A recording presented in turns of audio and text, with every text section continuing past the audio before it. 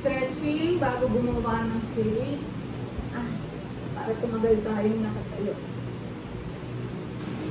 Okay, let's do this. Gawa na tayo ng cake.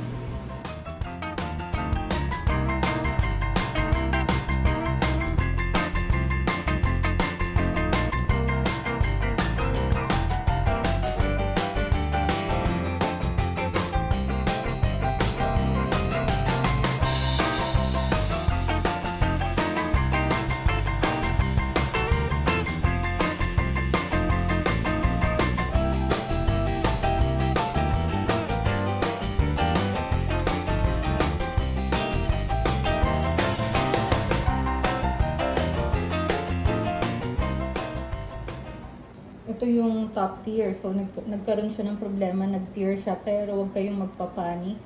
Magagawa niya ng paraan. Tapos, medyo hindi lang masyadong smooth.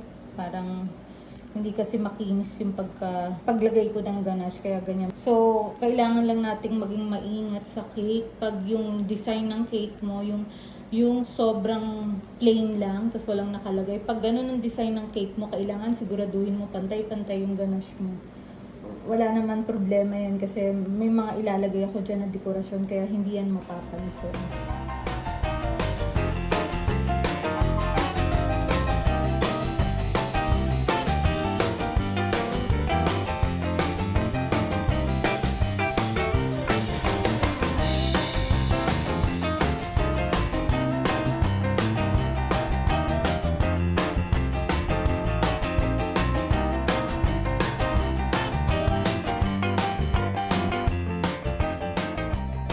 Happy birthday, Ate Mary!